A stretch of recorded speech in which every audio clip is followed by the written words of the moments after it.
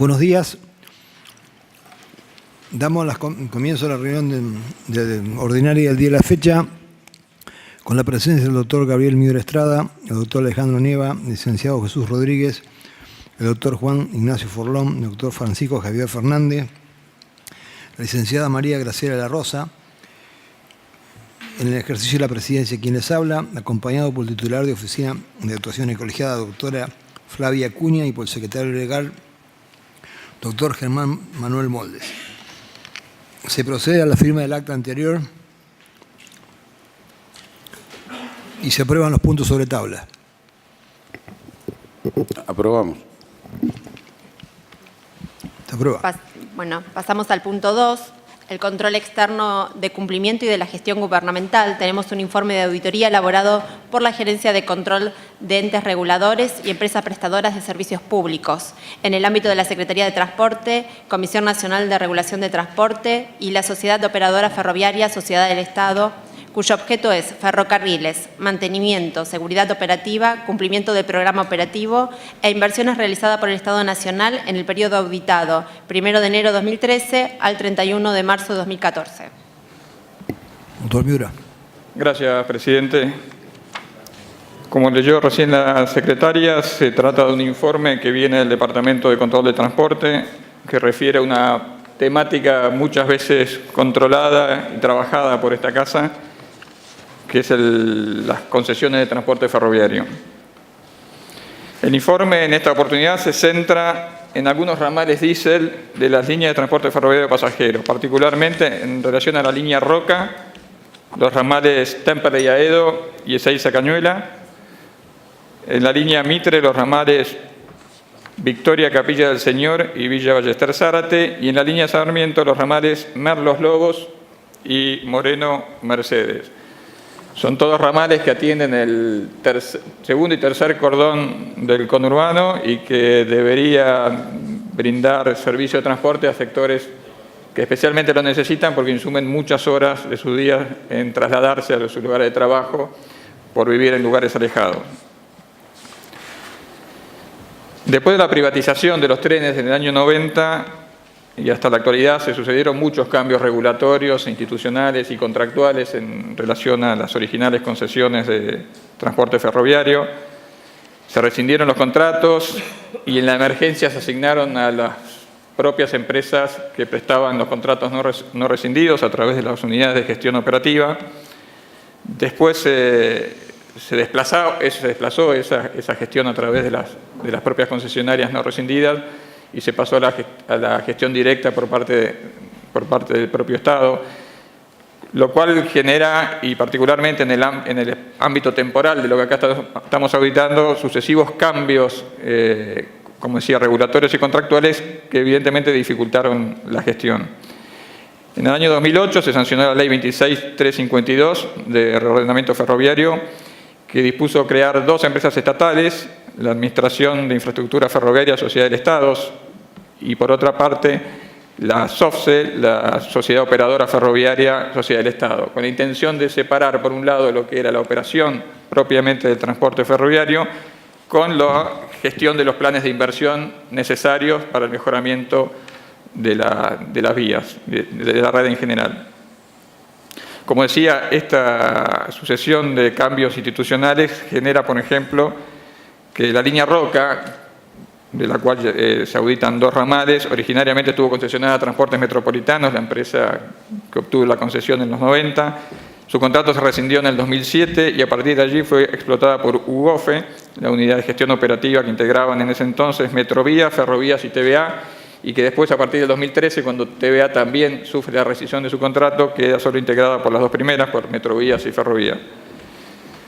Pero a partir del 2014 se asigna la operación a la firma Argentren, del grupo EMEPA, o sea, a Ferrovías, pero enseguida, en el 2015, se vuelve a rescindir ese convenio de operación y asume la prestación directamente SOFCE, la Sociedad del Estado.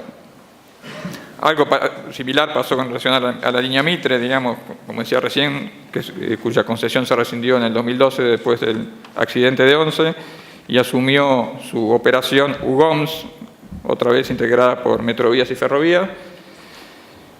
pero a partir del 2013 se rescinde el convenio de operación otorgado a UGOMS y se asigna la operación a COFESA, Corredores Ferroviarios S.A., del Grupo Rogio, o sea, Metrovías.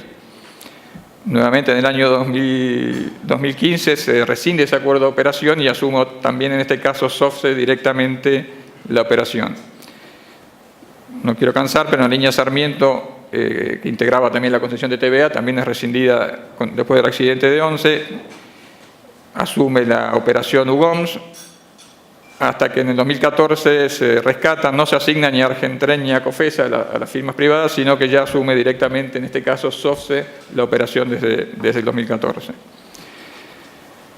El informe se organiza el tratamiento de hallazgos principalmente en los siguientes rubros: mantenimiento, en particular el cumplimiento de la obligación de una resolución de la CNRT, la resolución que le obliga a presentar planes anuales de mantenimiento y después informes mensuales de seguimiento de esos planes. En relación a la seguridad, incluyéndose inspecciones de seguridad y prácticas operativas, programas operativos de servicio que hacen que otra vez las operadoras deben presentar anualmente cuál es el programa de servicios para el ejercicio, y que hace referencia entonces al cumplimiento de los servicios, frecuencias y horarios de los servicios que se corren en estos ramales que se auditaron. Y finalmente las inversiones, que como decía, financia el Estado Nacional en los ramales diésel del Mitre, Roca y Sarmiento, particularmente en los ramales que se están auditando. En relación al mantenimiento, la observación principal es la presentación tardía de los programas de mantenimiento anuales fuera de los plazos establecidos en la resolución y la falta por parte de la autoridad de control de la aplicación de las sanciones que deriva la presentación de esos informes de manera tardía, que la resolución en cuestión definía como falta grave y que no se sancionaron. Asimismo, se advirtieron discrepancias entre lo programado en los planes anuales de mantenimiento presentados en forma tardía y lo efectivamente ejecutado.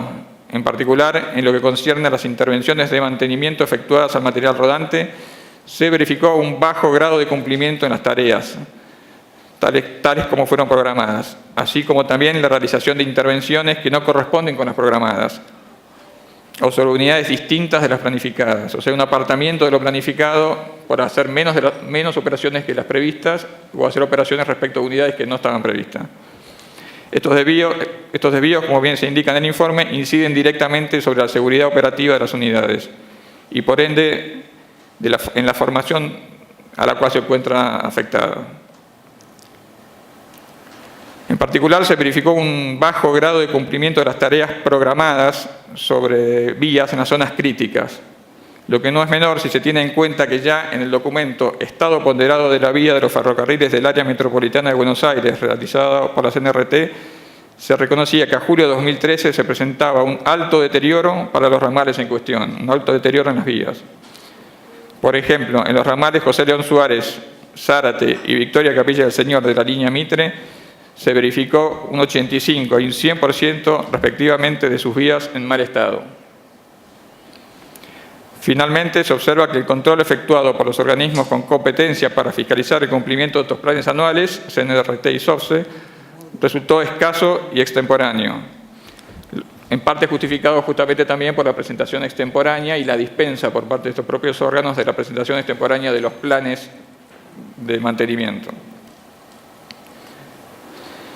A este respecto, es bueno señalar, o viene al caso señalar, que ya esta auditoría había observado este problema con los planes de mantenimiento presentados de manera extemporánea en otro informe, en el informe que se aprobó por la resolución 127 del 2016. También en el informe aprobado por la resolución 16 del 12 se señaló el alto deterioro de la infraestructura de vía y obras debido a la falta de mantenimiento en forma metódica y sistemática, siendo además insuficientes los trabajos de mantenimiento previstos en los planes, atento a la importante longitud de la red concesionada, en ese caso se refería a TVA.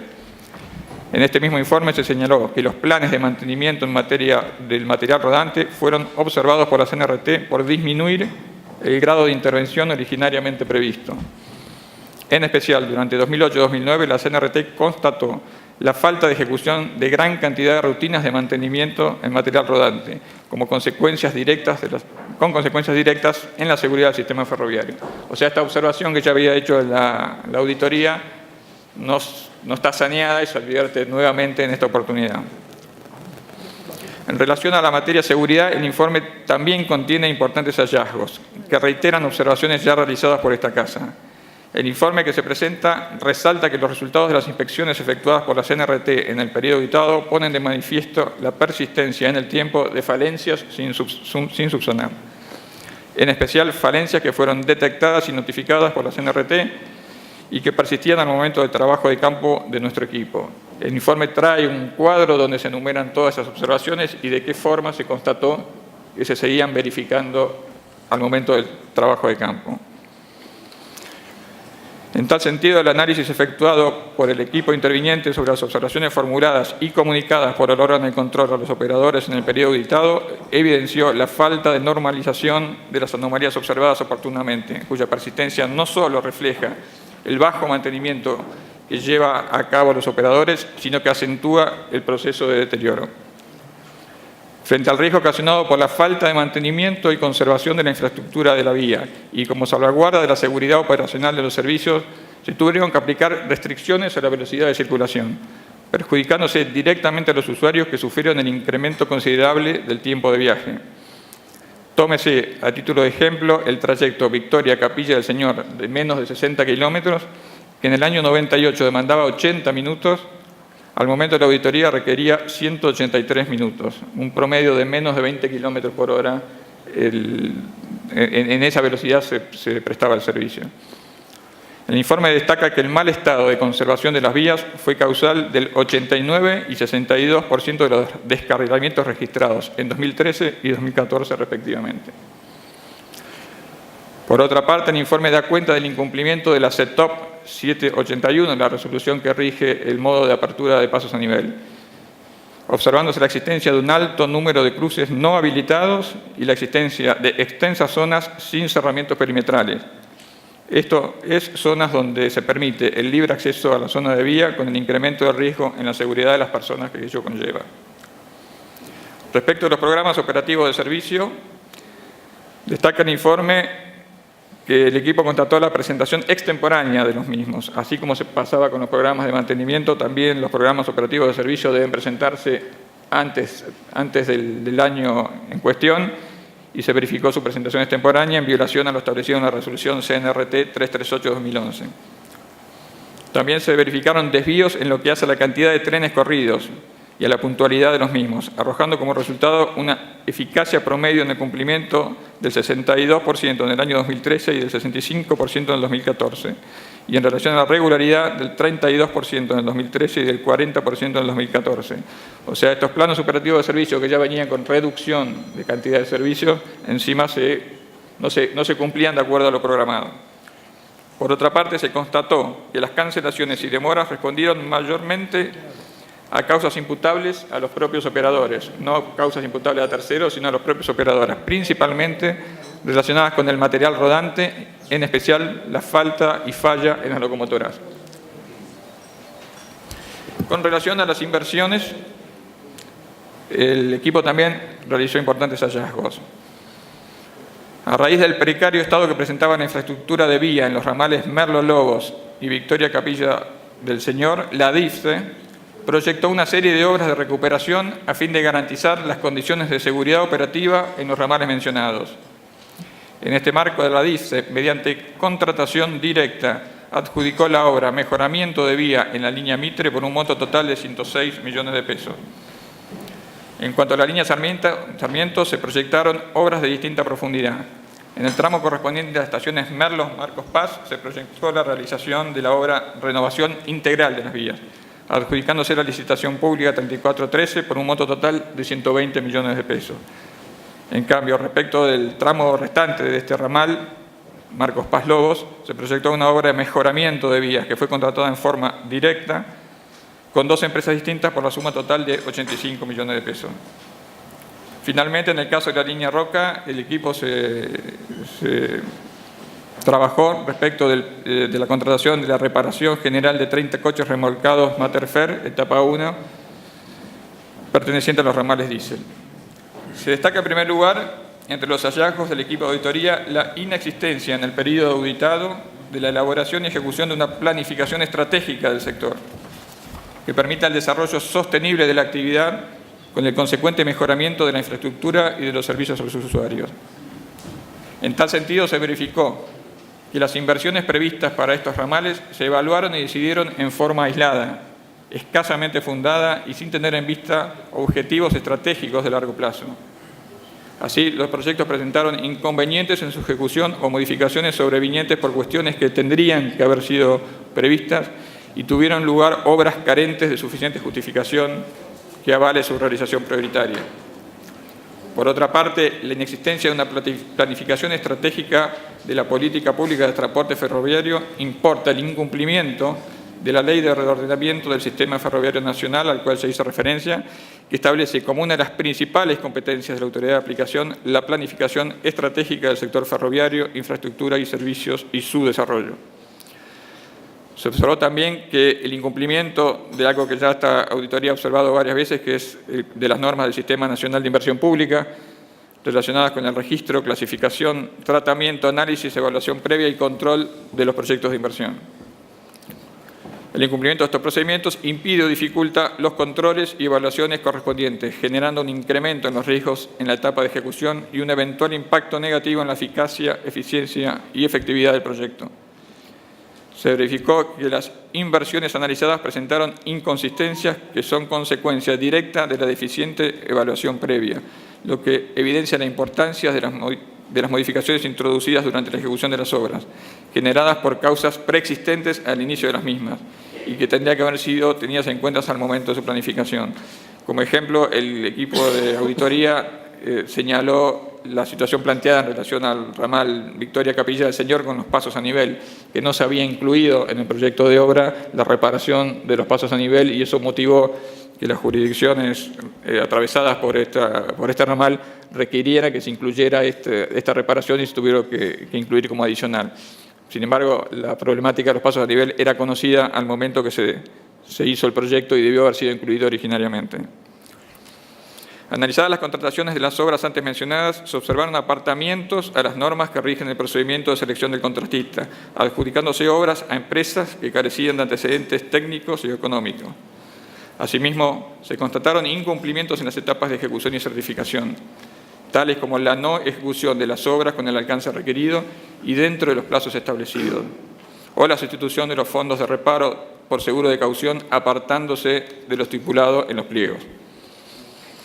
Nuestro equipo revisó el estado de las vías ya intervenidas. Hay un relevamiento fotográfico muy completo en el informe, muy ilustrativo respecto de este punto, y verificó que obras ya recibidas no se ajustaban a lo que había sido requerido y había sido certificado respecto de esas obras.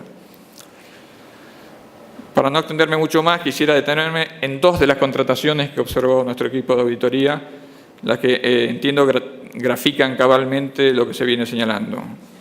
Una de ellas es la obra Mejoramiento de Vías de la línea Mitre en la traza Victoria-Capilla del Señor, que ya mencioné, con las cuales se pretendía la rehabilitación del ramal mediante la mejora en la infraestructura ferroviaria, de modo que permitiera consolidar una vía que cumpliera con las condiciones necesarias de seguridad, mejorar la circulación y eliminar precauciones de vía existentes. Sin embargo, esos objetivos, a pesar de que se llevó adelante el proyecto, no fueron alcanzados.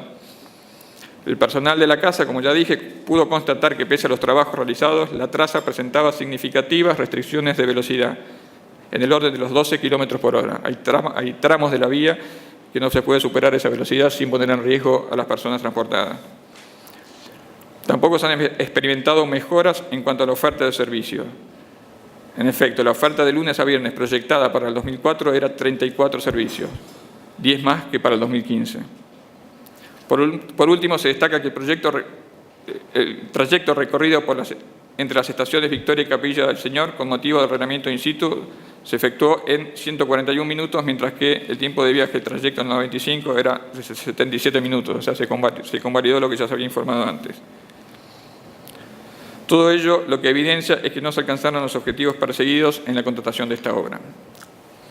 La otra contratación sobre la cual me quiero detener es el concurso privado de precios que tuvo por objeto la reparación general de 30 coches remolcados Materfer en su primera etapa. Esta obra fue contratada y tuvo comienzo de ejecución durante el gerenciamiento de la línea a cargo de UOFE. Una vez disuelto continuó el contrato la operadora Argentren y luego, cuando se innovó en relación a este contrato, lo terminó SOFCE, o sea, tres operadores distintos en este contrato. Habiéndose contratado finalmente la reconstrucción de 20 coches, el monto total de la obra ascendió a 106 millones de pesos, distribuido entre 4 adjudicatarios.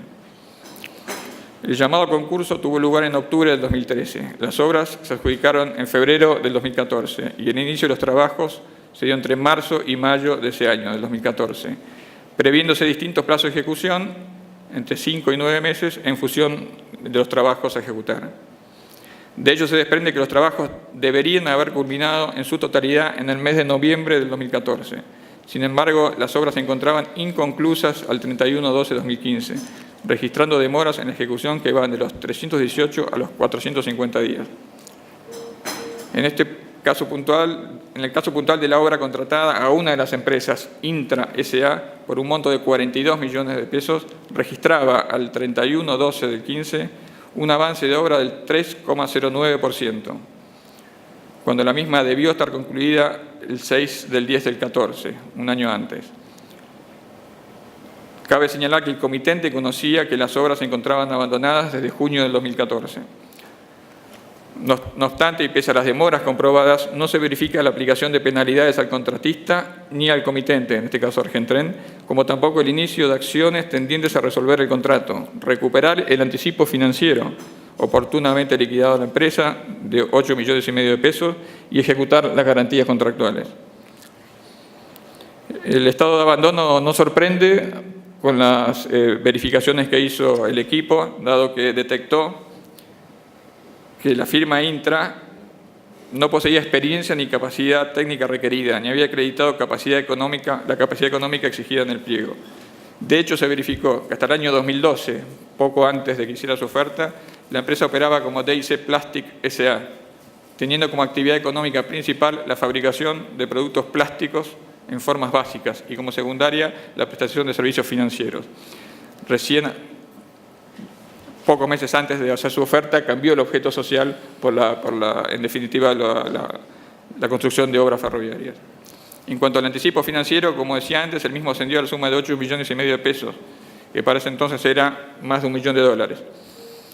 Y se entregaron además a la firma los coches para hacer la reparación y los trabajos.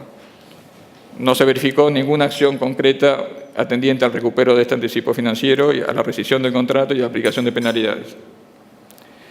En fin, se trata, señor presidente, de un informe realmente muy completo. Yo quiero felicitar al equipo que trabajó en él porque la cantidad de temas que trata y la profundidad con los que lo encaró es muy importante y permite tener una opinión respecto del modo que se llevó adelante la intervención en estos ramales.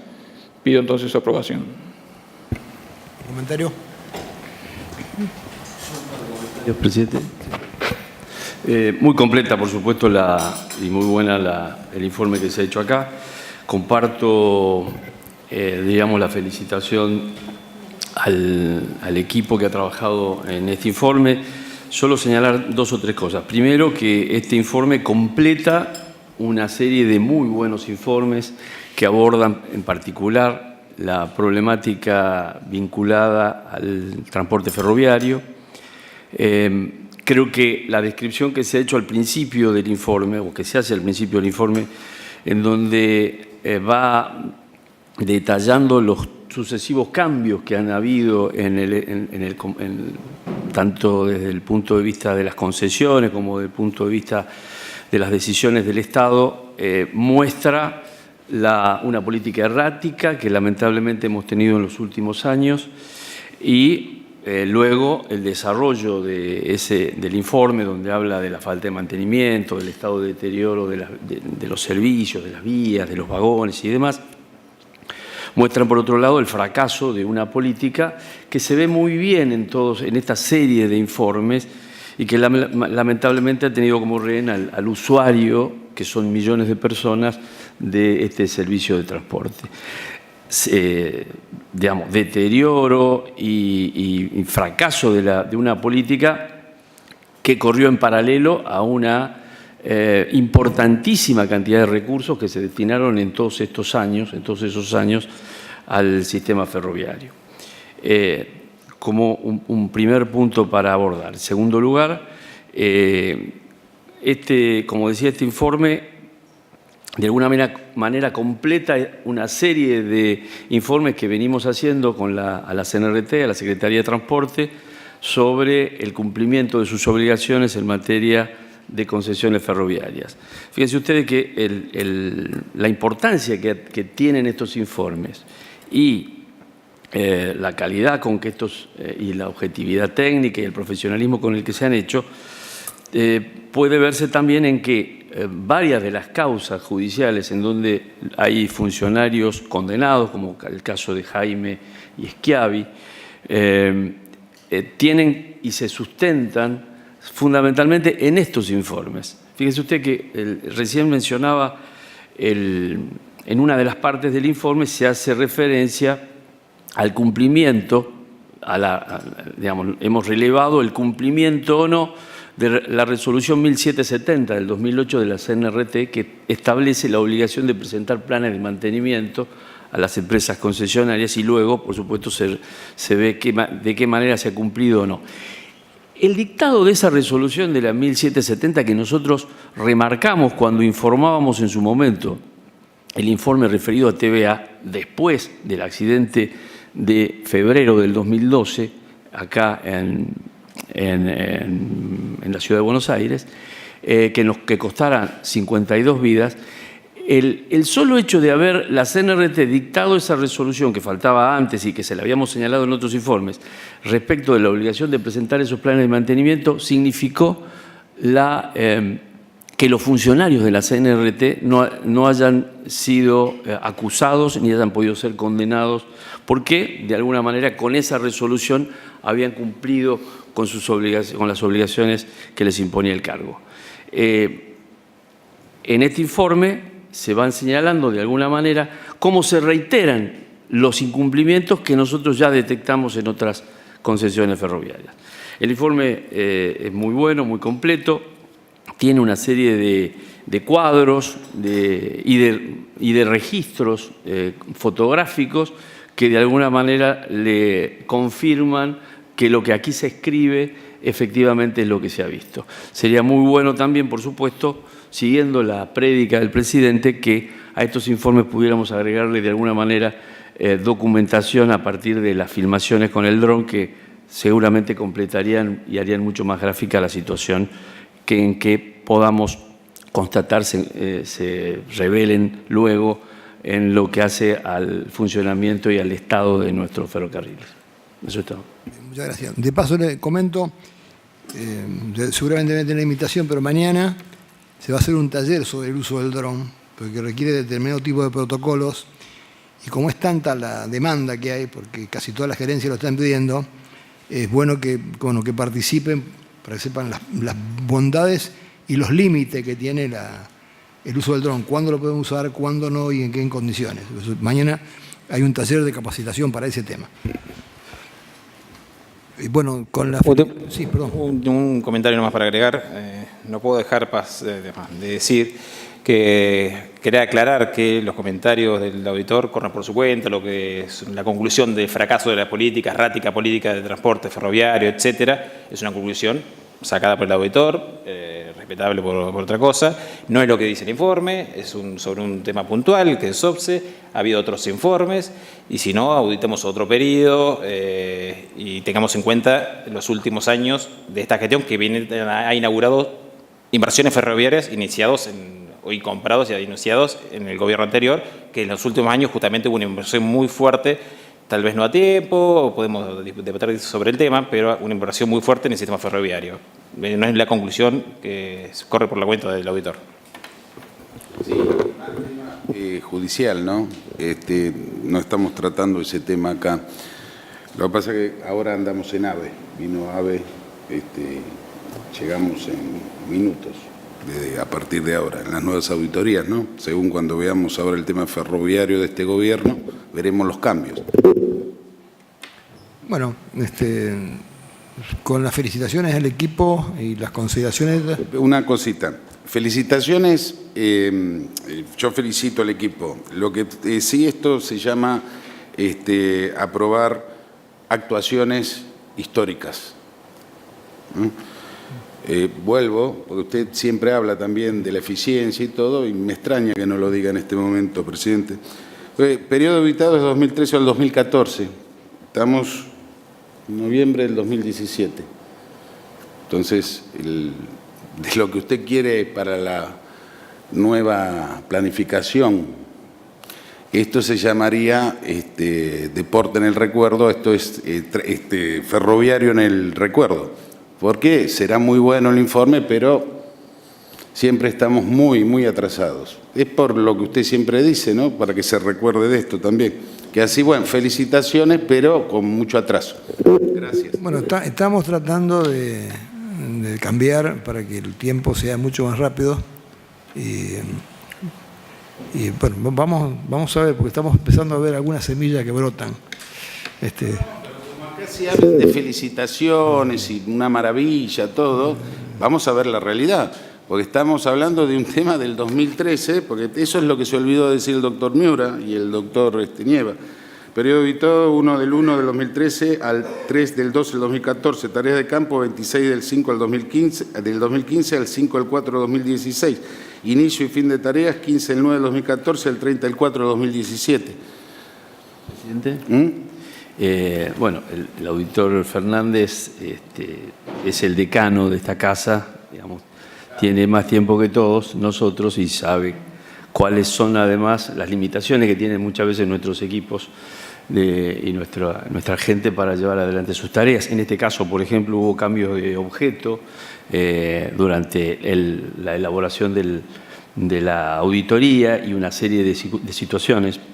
Y también una que reiteradamente ha ocurrido durante la última gestión, que espero que no ocurra con la actual, ha sido la reticencia, en muchos casos, de los funcionarios a brindar información. Lo sabe bien el auditor Fernández, de las dificultades que tuvimos con Ricardo Jaime y luego con su sucesor para colaborar con la auditoría a efecto de llevar adelante nuestros informes. Creo, además, lo dije al principio, que los informes de la Auditoría General de la Nación, en particular estos, que abordan la problemática de la política ferroviaria y que tienen que ver con el transporte de millones de personas, eso es uno de los más completos que tiene la auditoría. Y cuando hice referencia a las actuaciones judiciales, lo digo además con orgullo porque, si bien no es nuestra tarea investigar delitos, ni mucho menos, los jueces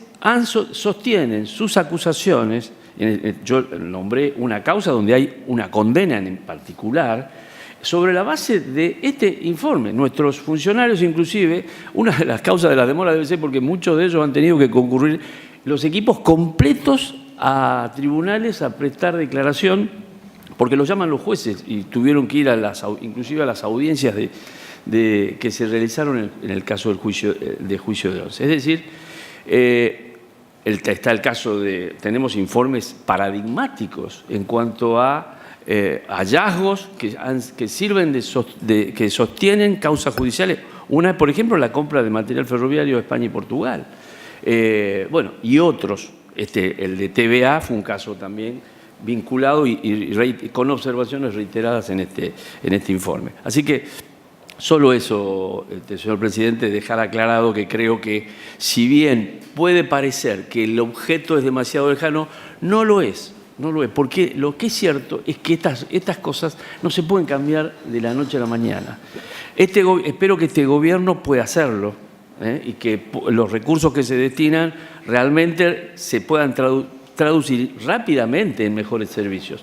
Pero no va a ser fácil porque el descalabro que se hizo en los 90 con la tragedia de lo que hicieron con los ferrocarriles, dejaron más de 100.000 trabajadores ferroviarios en la calle y el estado de abandono que se dejó, a pesar de los recursos que se destinaron en estos tiempos, la gestión desde Néstor Kirchner en adelante hubo muchos recursos disponibles y muchos recursos que se destinaron al sistema ferroviario. Lamentablemente muchos recursos mal administrados. Acá se hacen observaciones, por ejemplo, vinculadas a la falta de cumplimiento de las normas establecida en la Ley de Administración Financiera para las contrataciones. De hecho, acá hemos visto uno de los problemas que recurrentemente hemos visto en muchas auditorías, no solo vinculadas a ferrocarriles, el adelanto financiero que se hace una empresa que después se revela que no tenía capacidad financiera para hacer la obra y no tenemos a quién pedirle que nos devuelva la plata. Si miramos el Estado y las contrataciones de la anterior administración,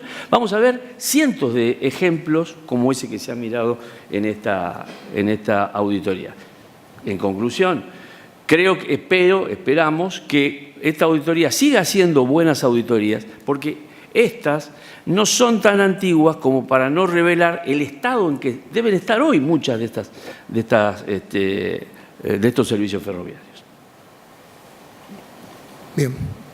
¿Aprobamos? Sí, no, yo sigo diciendo, yo hace muchos años que no estoy desgraciadamente en entes reguladores. Cuando estuve fui muy duro, que así usted ya lo sabe. El tema es lo que quiero decir, que cuando se aprueba una actuación, esto lo aprobamos, y es cierto usted lo que dice de tribunales, todo lo mandamos nosotros a tribunales, pero eso es otra cosa. Acá se está tratando una actuación. Los discursos políticos, dejémoslos para otro lado. Cuando vaya a Jujuy, dé los discursos políticos que quiera, pero esto es la actuación y aprobamos una actuación. Nada más, eso, presidente, porque si no se empieza a decir cualquier tema. Bueno, aprobamos.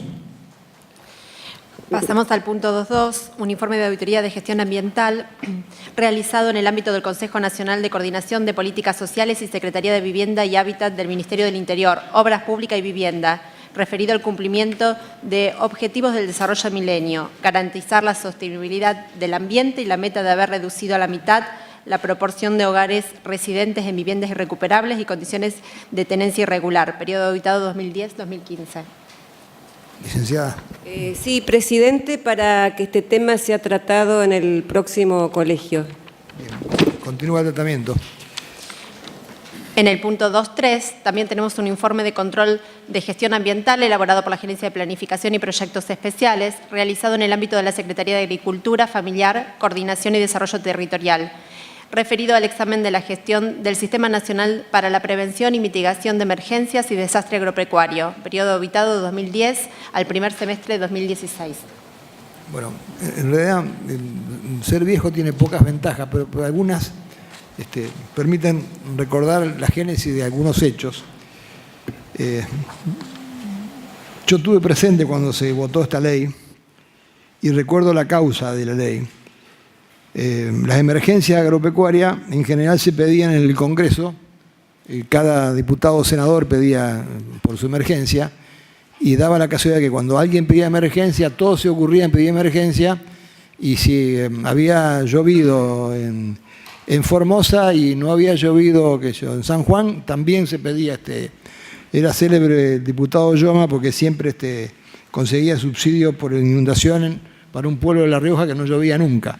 Entonces se decidió hacer esta ley que se llama Sistema Nacional para la Prevención y Mitigación de Emergencias y Desastre Agropecuario, que fue sancionada en el 2009, y el objetivo era prevenir y mitigar los daños causados por factores climáticos, meteorológicos, telúricos, biológicos o físicos que afecten significativamente a la producción y la capacidad de producción agropecuaria, poniendo en riesgo de continuidad a las explotaciones familiares o empresariales, afectando directa o indirectamente a las comunidades rurales.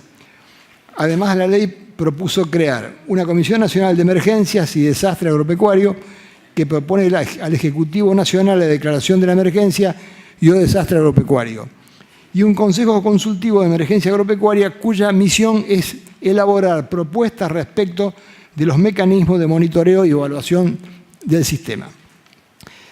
En la auditoría se observa que no se implementó el registro de productores creados por el decreto 1712, que permite contar con información estandarizada e individualizar a los beneficiarios directos de la ley 26.509 según el nivel de vulnerabilidad. no se encuentra conformado ni operativo el Consejo Ejecutivo de Emergencia. Cada año es asignado el mismo presupuesto, 500 millones de pesos, sin contemplar la cantidad de situaciones de emergencias y o desastres declaradas ni el grado de afectación de los productores agrícolas ganaderas del país, como tampoco su impacto. El sistema solo responde ante demandas solicitadas tanto en las tareas de mitigación como en la de prevención y afectación puntuales y específicas de una región. La Dirección Nacional de Emergencias y Desastres Agropecuarios no ha elaborado ni implementado planes y o programas específicos en materia preventiva de manera de reducir o morigerar los posibles riesgos y reducir los niveles de vulnerabilidad conforme lo establecido por la Ley de Emergencia Agropecuaria y su manual operativo.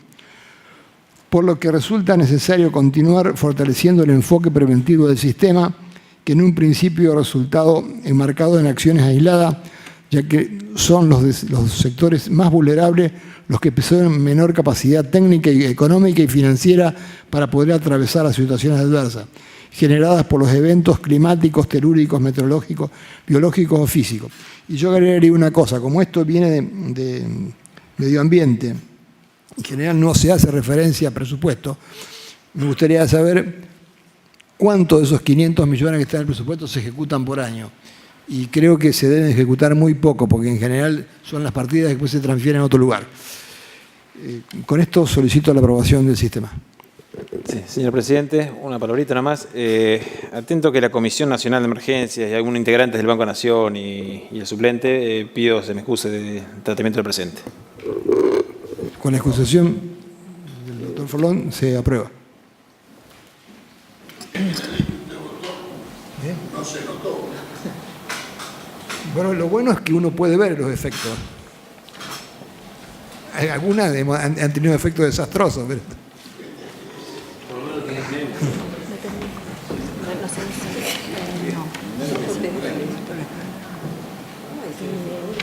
La ponemos en la resolución de considerando. Continuamos. Presidente, simplemente para acotar con respecto a este tema, ya que estábamos charlando sobre si esta ley se cumplió o no, yo también voté esta ley en el Congreso Nacional y en ese sentido, a pesar de las deficiencias que plantea el documento que aprobamos, tengo que decir también que fue un avance significativo con respecto a lo anterior. Es decir, lo anterior no había un monto tan alto en el presupuesto nacional para afrontar las emergencias.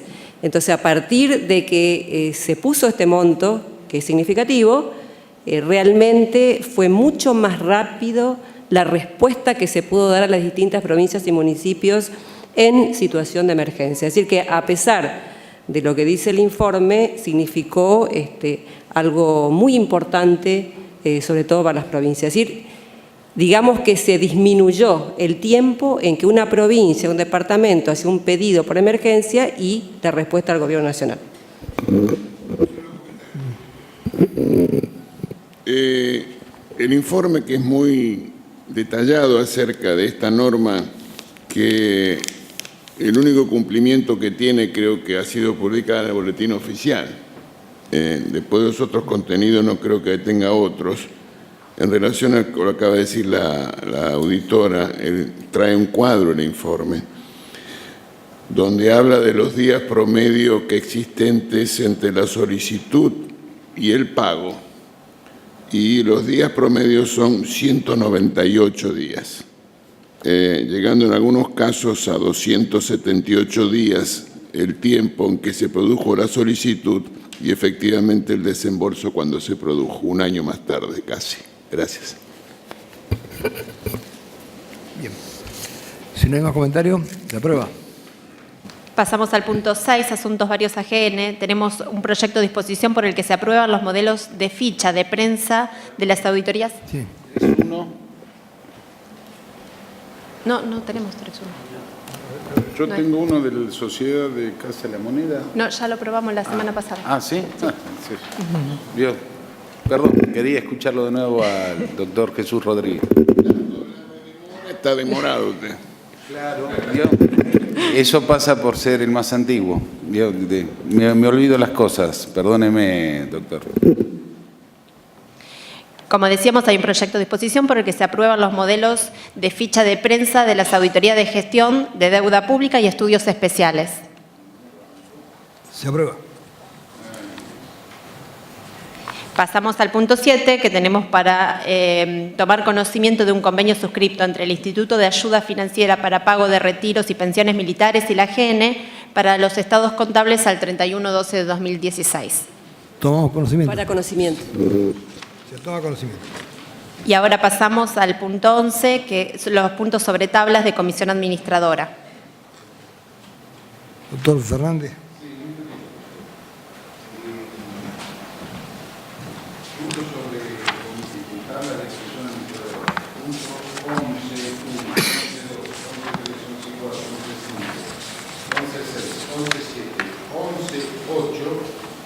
Y 11.9 vamos a aprobarlos. En este momento se lo voy a pasar a los taquígrafos para ver lo que estamos aprobando. Pero sobre el punto 11.9 quiero hacer comentarlo, porque remitamos para conocimiento del colegio y la elevación al Colegio de Auditores el informe de los estados contables correspondiente al cierre del ejercicio 2016 de la AGN, de esta casa, que el informe dice que es favorable sin salvedades. Entonces, aprobamos, y para hacerle saber a la casa el que fue aprobado el informe. Bueno, se aprueban todos los informes de la comisión administradora. Y otra cosa, había en comisión de supervisión de colegio no sé si lo tiene la secretaria, una disposición de una planta que aprobamos nosotros y también eso hay que aprobarlo. No sé si lo tiene ahí el doctor Lamberto o lo que firmamos hace unos... Cualquier cosa después se lo entrego, pero también hay que aprobar eso. Sí. Y en el punto, ese sería el punto 11.10. En el punto 12 tenemos un informe elaborado por la Gerencia de Control de Transferencia de Fondos Nacionales correspondiente a la auditoría de ejecución de proyectos de fomentos de empleo para jóvenes. Esto es el periodo auditado 1 de julio de 2016 al 31/12 de 2016. Sí, presidente, muy brevemente, porque es un... Perdone, doctor Nieva. Como estos son actuaciones, íbamos a pedir el bloque, si tanto el 12, 13 y 14 lo podemos pasar para la próxima, para verlo un poquito mejor, si no es inconveniente. No hay problema. Muchísimas gracias.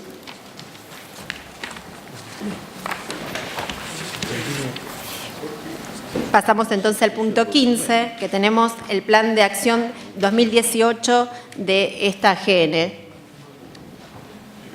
Bueno, el plan de acción fue discutido en colegio, en comisión, y se aprueba. Yo quiero hacer un solo comentario sobre este tema.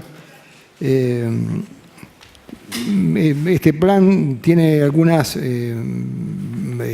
incorporaciones basadas en las nuevas normas y puesta en práctica algunas disposiciones que esta auditoría aprobó, como incorporar el concepto de matriz de riesgo, que no es una novedad ni un capricho del Colegio de Auditores. Esto fue aprobado por una disposición del 22 de mayo del 2013. Se aprobaba el estudio especial revisión metodológica para determinar los niveles de exposición relativa al riesgo de las unidades informadas en la cuenta de inversión correspondiente al sector público nacional, que como anexo se acompaña. Incorporar a la planificación anual del Departamento de Control de la Muestra, gerencia de cuenta de inversión como proyecto especial, la aplicación de dicha metodología a fin de determinar los valores del nivel de exposición relativa al riesgo de las unidades informadas en la cuenta. Bueno, esto fue aprobado unánimemente. Y empezamos a poner en práctica las disposiciones que aprueba este colegio. ¿Aprobamos? Se aprueba. Presidente, también el tema, por favor, del tema de transparencia de la comisión que se crea y todo eso, si lo podemos aprobar, ¿se acuerda? Estoy esperando la... Pero lo íbamos a aprobar hoy en colegio para después firmar la disposición. Bueno, Que son bajas al proyecto del POA 2017. Bueno, eso también aprobamos, eso sí. Eso es- ¿Qué más hay? El punto 16 y el punto 17, lo que usted está diciendo, lo de la Exacto. comisión. De la comisión de todos los jefes de gabinete con el licenciado Pablo Pérez de Celi y la doctora López, Beatriz López. Se crea una comisión a los efectos de cumplir con la ley de transparencia y poder responder a los requerimientos que nos ha hecho el Senado de la Nación. Listo. Nada más. Bueno, se da oportunidad a la sesión.